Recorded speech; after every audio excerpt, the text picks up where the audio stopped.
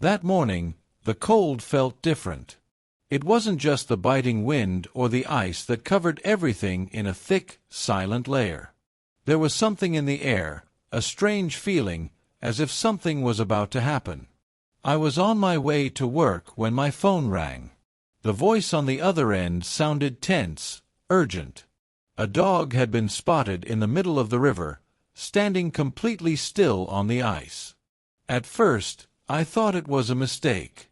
How could a dog have made it so far, on a nearly frozen river where even ducks avoided landing? But something about that connection unsettled me. There was a pause, a silence between the caller's words, as if he himself were trying to believe what he'd seen. I decided to go there. When I arrived, I saw it. In the middle of the river, on an isolated patch of ice, a dog, standing still. He didn't bark, he didn't move. He just stared at me. His eyes weren't filled with fear. They were filled with something else.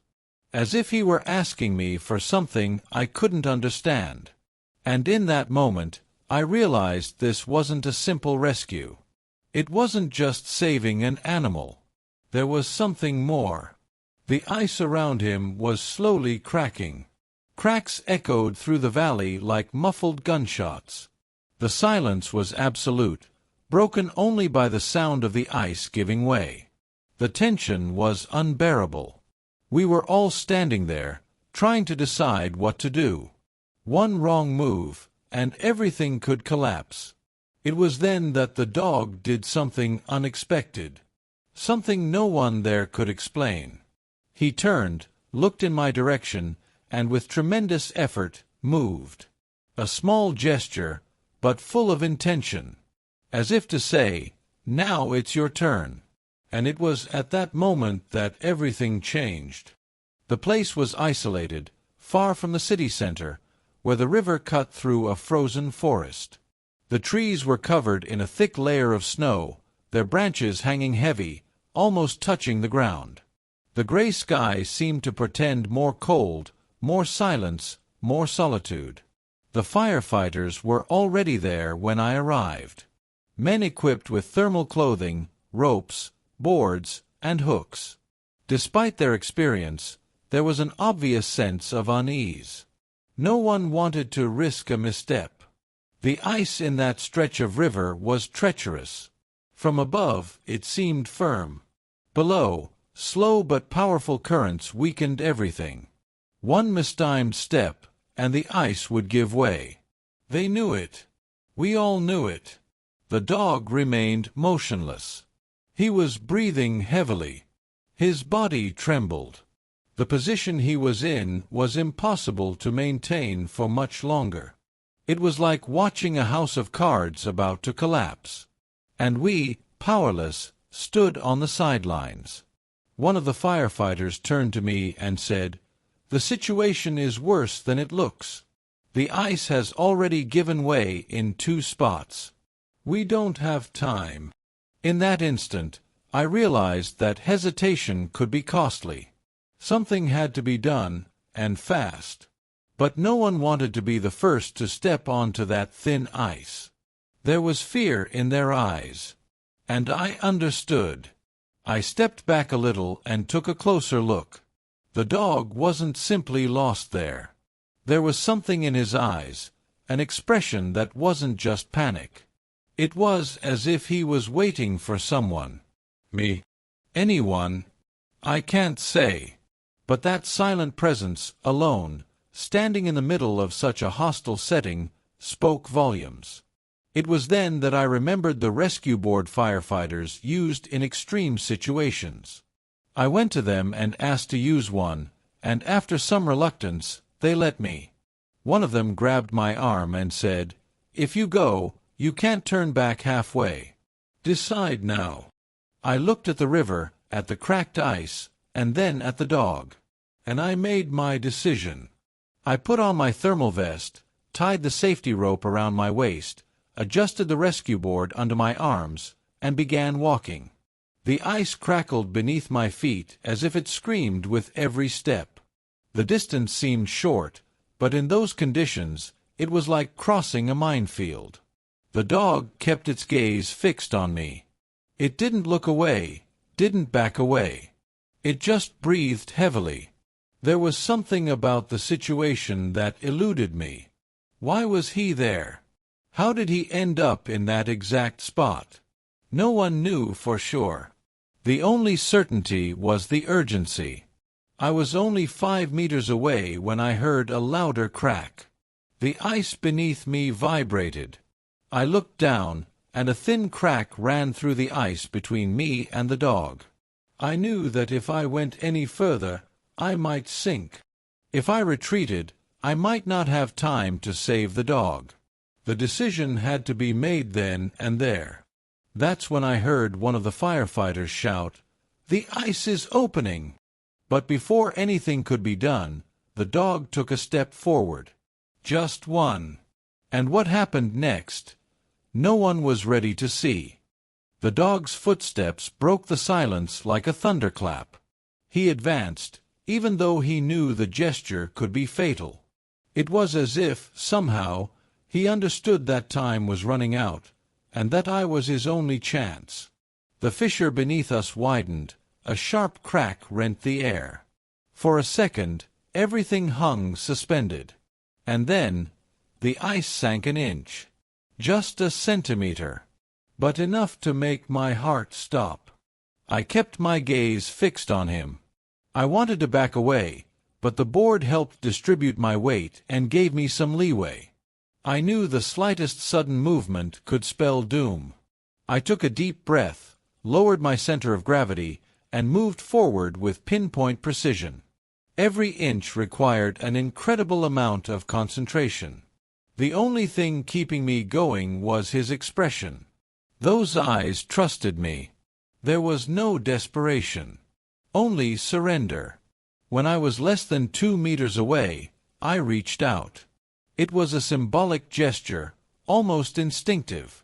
There was no way I could grab him from there, but I needed him to understand that I was within reach. And he did. With obvious effort, he crawled lightly, dragging himself across the ice as if his muscles were failing. His body trembled visibly. One of his hind legs looked bruised, perhaps from the impact, or perhaps from prolonged exposure to the cold. But he tried. He really tried. I moved the board closer, lay down on it to distribute my weight, and managed to stretch my arm out enough to touch its back. Its fur was cold, wet, and stiff.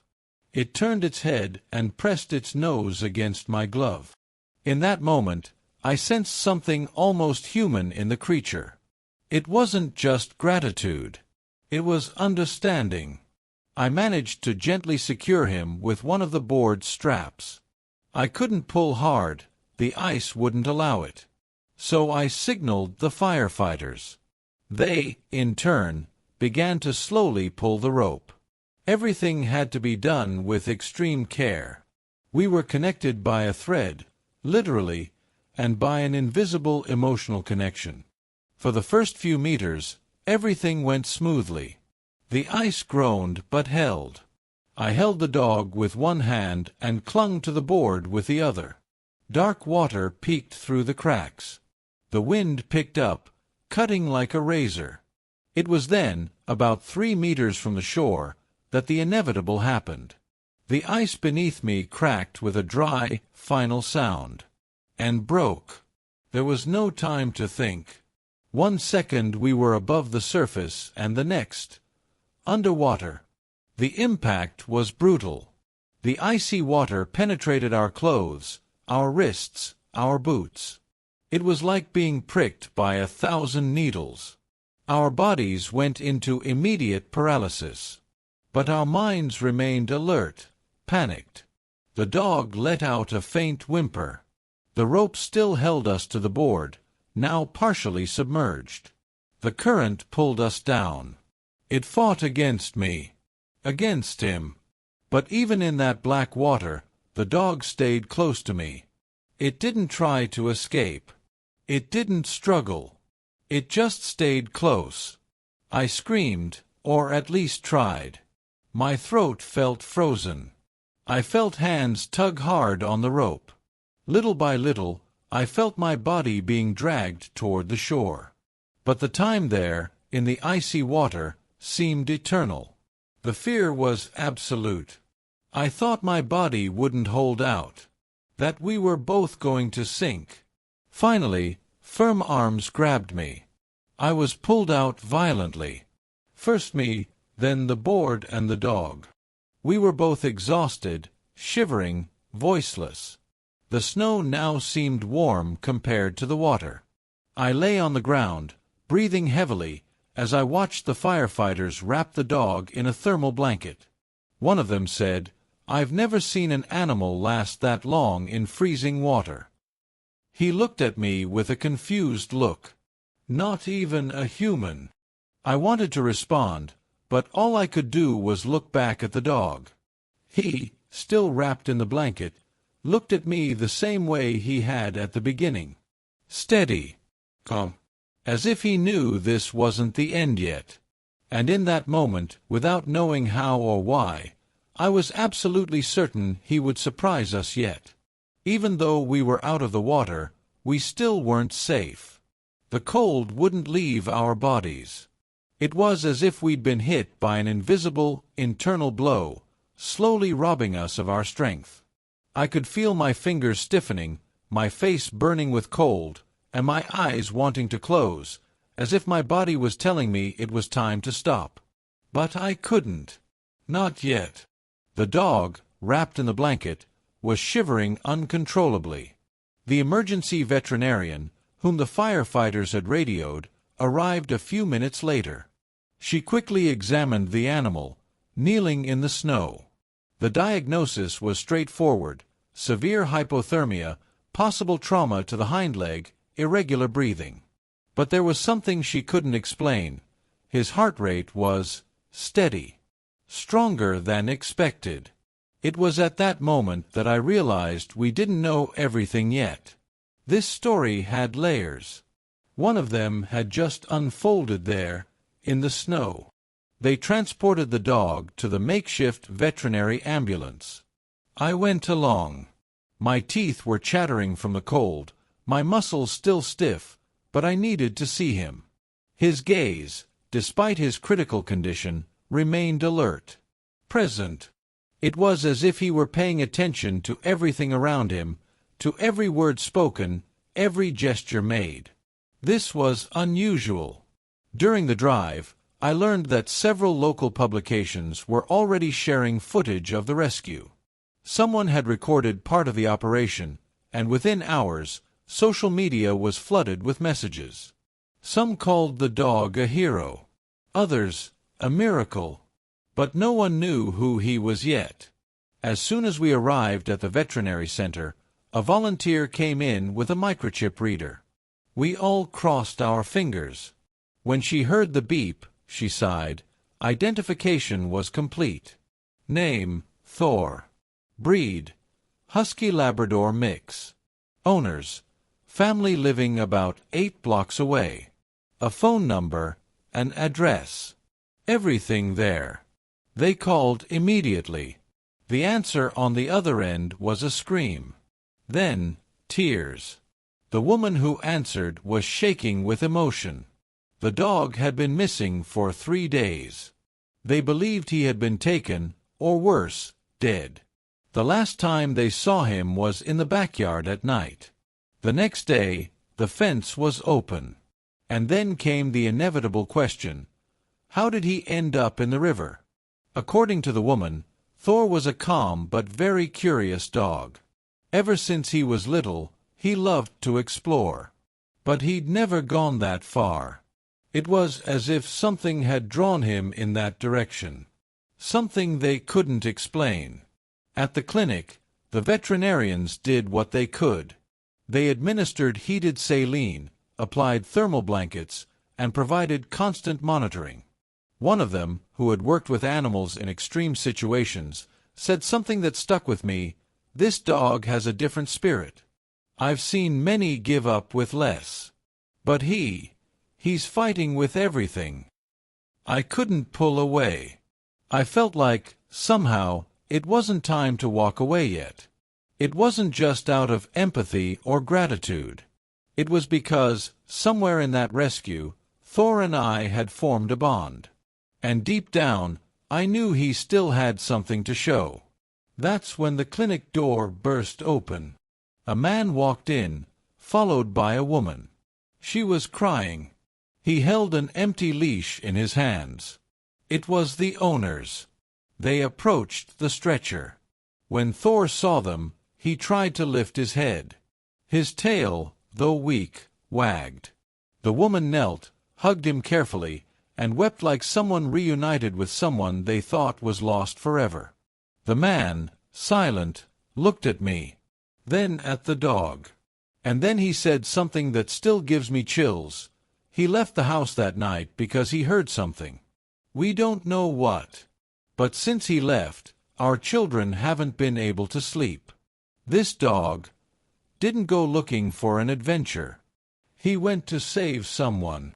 There was a heavy silence at that moment, because no one yet understood what that meant. But we all sensed there was something more to the story. Something hidden. And that's when one of the firefighters, who was reviewing the rescue footage, put down his cell phone and said, "You need to see this now." The firefighter held his cell phone as if it were a fragile, almost sacred object. His eyes didn't blink. His breath was held. He approached the vet, me, and the dog's owners and said, "Look carefully." This was recorded just minutes before the ice gave way. On the screen, the image shook slightly, a cell phone video taken by someone on the opposite bank of the river.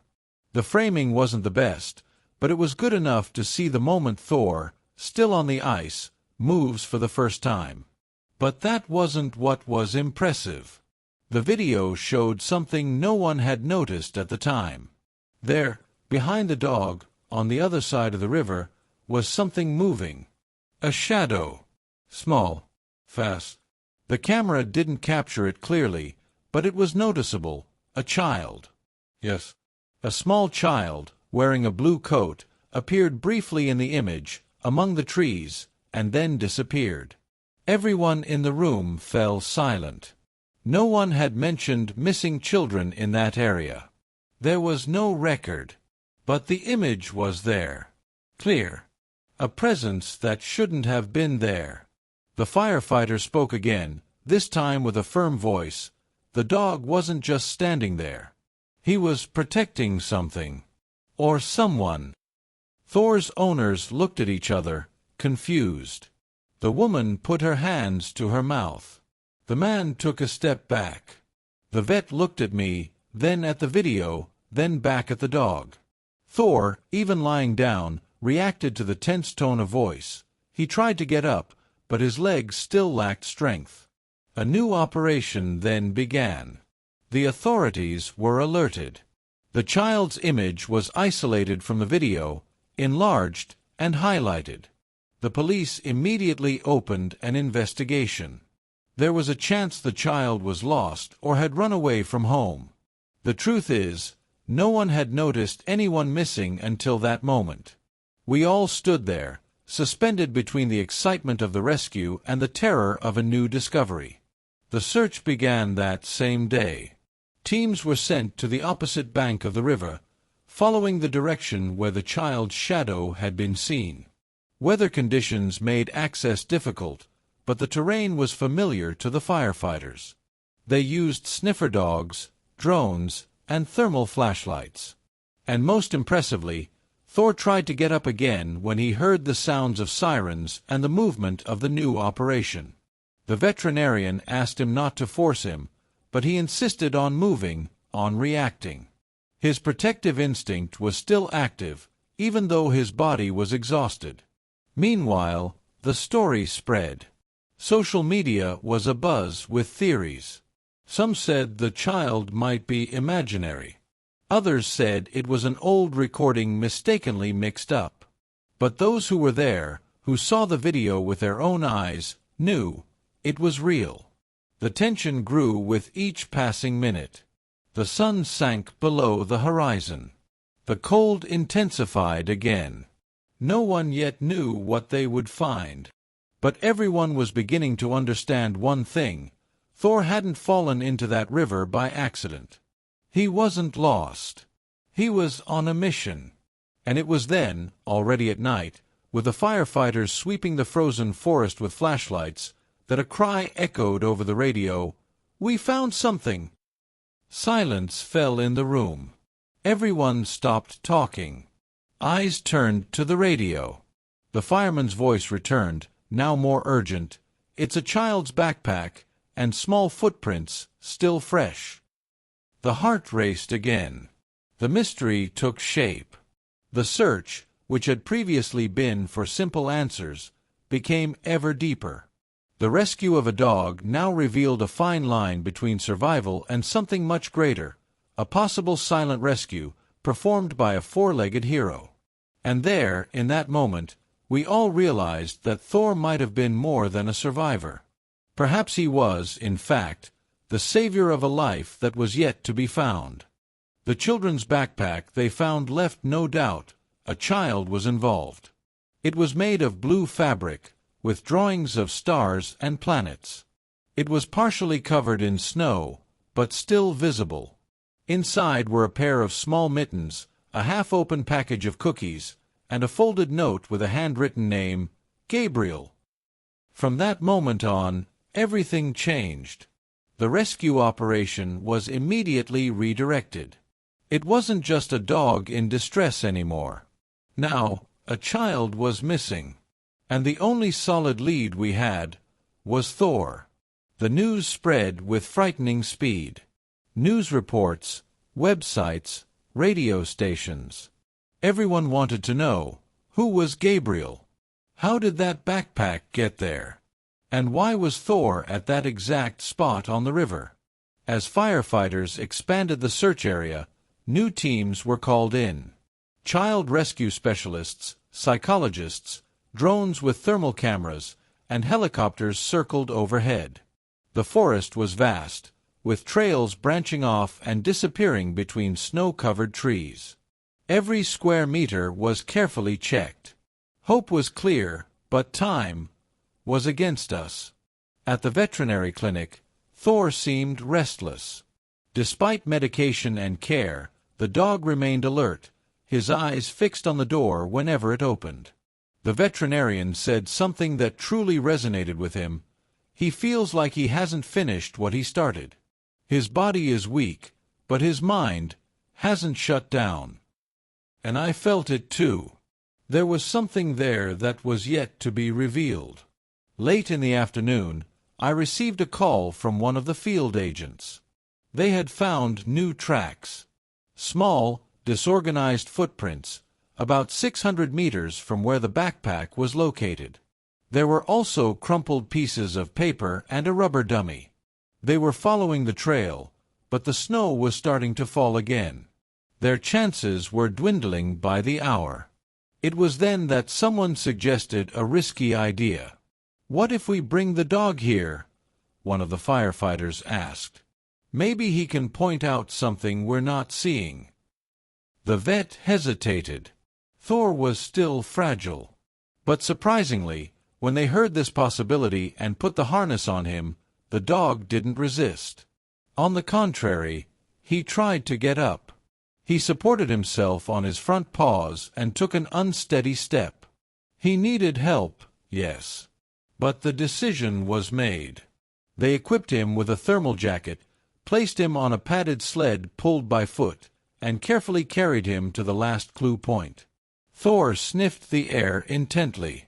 Each time the sled stopped, he lifted his nose slightly, as if sniffing the memory of his surroundings. Gradually, his eyes fixed in a specific direction. He began to make small whimpers, a sound somewhere between alert and anxious. They followed in the direction he indicated. The forest grew denser as they advanced. Low-hanging branches, loose snow, reduced visibility. But Thor kept going, even with his body swaying, even with his breathing heavy. It was as if his very soul was pushing his body forward. It was then that they heard a faint sound, almost imperceptible, something between a sob and a cough. Everyone stopped. Thor lifted his head and let out a dry bark. Just one. Straight. They ran toward the sound.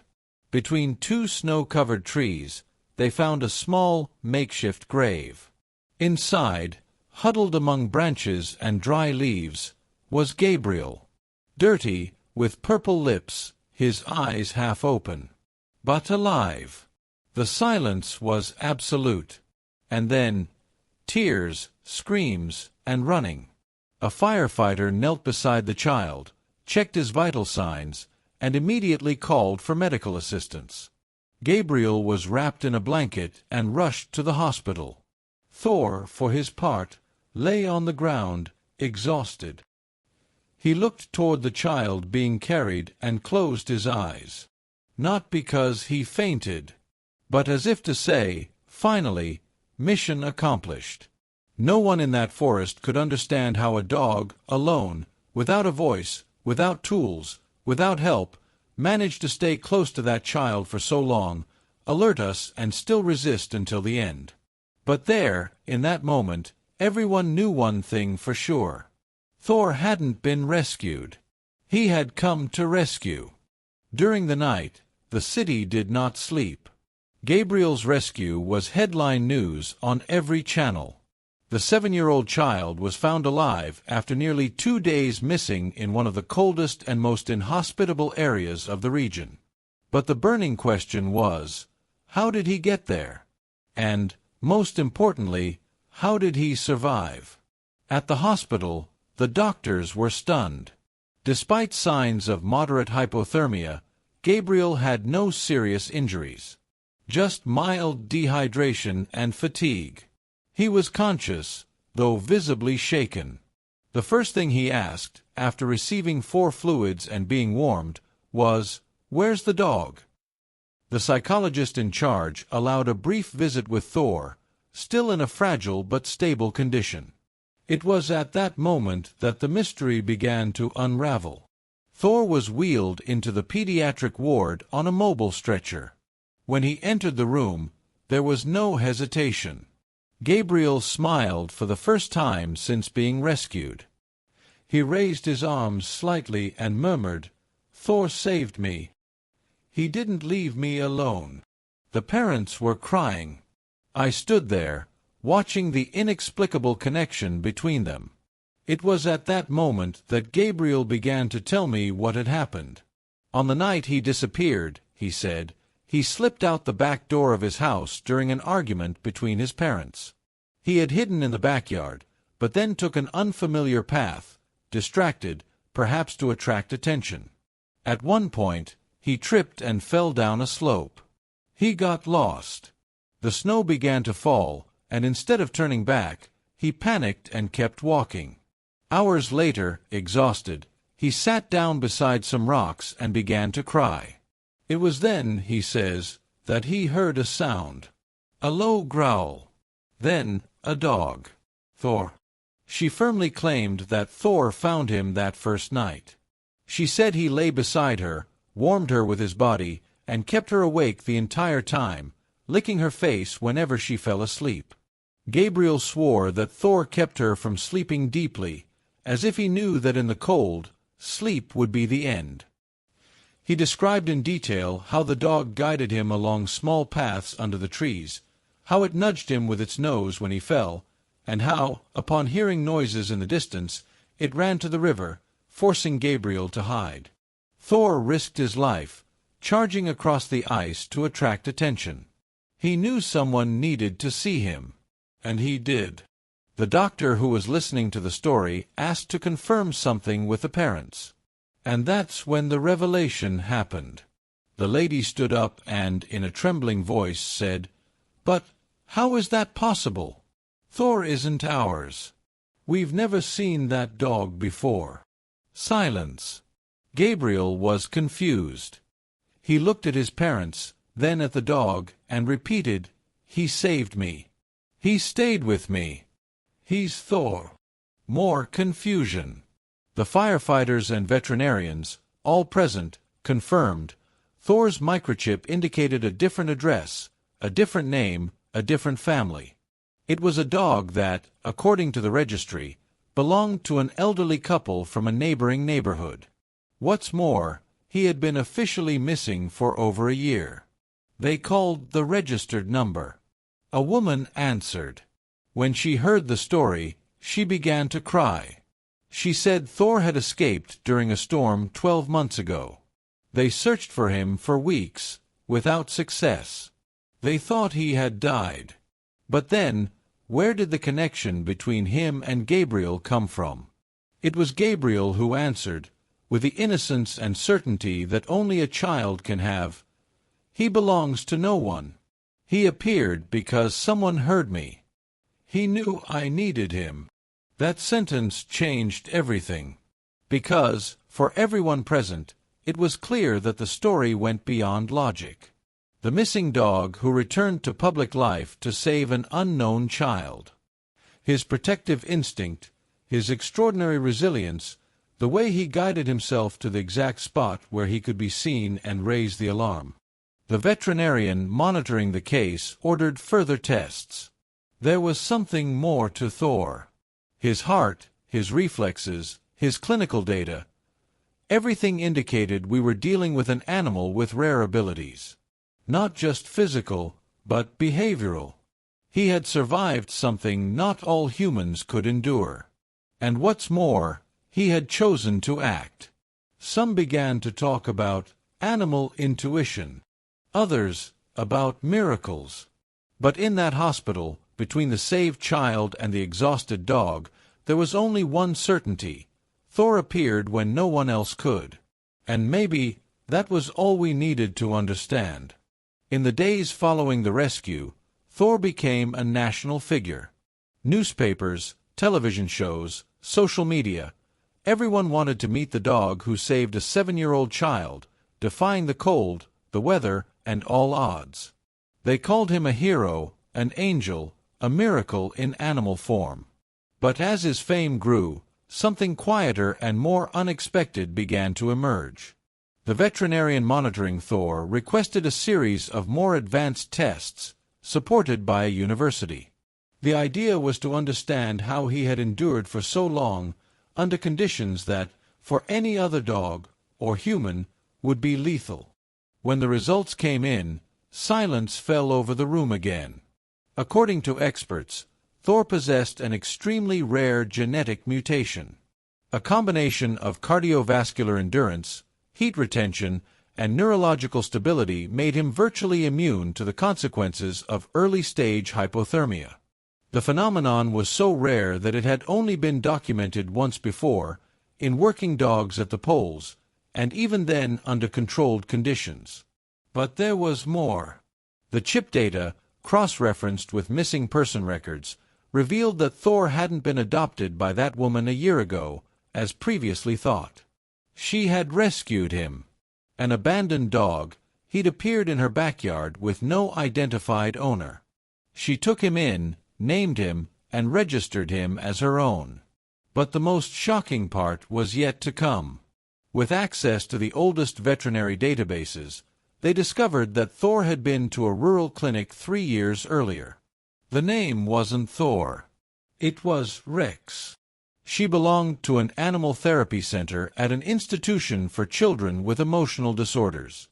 A place that, coincidentally, or not, Gabriel had attended for psychological counseling sessions when he was 4. This revelation came as a bombshell. Because no one connected the dots, until now. Thor, or Rex, had met Gabriel years before. They had met in the children's therapy program. Rex was one of the emotional support dogs. According to the institution's records, the two formed a strong bond. Gabriel's mother confirmed that, for months after those sessions, her son spoke of a special dog who understood everything. Later, when the center closed and the animals were transferred, they never heard from him again. Rex disappeared from the radar. And, through means no one could explain, he reappeared years later, under a different name, in a different neighborhood, with a different story, exactly when Gabriel needed him most. What was just a coincidence took on new weight. The dog everyone thought was lost had returned. He had found his way to the child he'd once helped, even though he'd never been called. On a freezing night, in an impossible setting, Thor, the hero of the river, was no stranger to Gabriel. He was his dog. Always had been. The revelation left everyone in shock. Doctors, journalists, volunteers. The story was no longer just about survival. It was about reunion. About a bond that withstood time, distance, abandonment, and death. A bond that, somehow, defied even logic. And in that moment, everything changed. Because now we knew that Thor didn't just appear out of nowhere. He came back. He came back for someone. He came back for a silent promise made years ago between a boy and a dog that he never forgot. The days passed. The snow slowly melted. And with it, the tension of that story also faded. But what remained was something difficult to translate. Gabriel smiled often again. He spent afternoons in silence in the yard, with Thor lying at his feet. The dog was recovering well. He was walking steadily, running again, and his eyes shone as if he knew his place was now once again at that boy's side. No one dared separate the two. Gabriel's parents decided to formalize Thor's adoption. They contacted the woman who had taken him in before, the woman who had found him over a year earlier. She didn't hesitate. With tears in her eyes, she said, "He found his way. I always knew he wasn't mine forever. I was just waiting for his fate." And so it remained. Thor, the dog with no clear past, became the silent guardian of a child who, without him, might not have survived. Many wanted to explore that story. There were invitations to television programs, campaigns, and news reports. But Gabriel's parents turned down almost all of them. They wanted peace. They wanted their story not to be turned into a spectacle. Because they knew, we all knew, that this wasn't just an extraordinary case. It was a sign. A reminder that there are connections in the world that go beyond our comprehension. That some reunions require no words or explanations. That sometimes love endures where logic fails. And that, amidst the bitterest cold, the most absolute darkness, a gesture is enough, a look, a bark, a presence, to rekindle life. And that's when I truly understood what that story taught us. Because, in the end, saving a life is saving an entire world.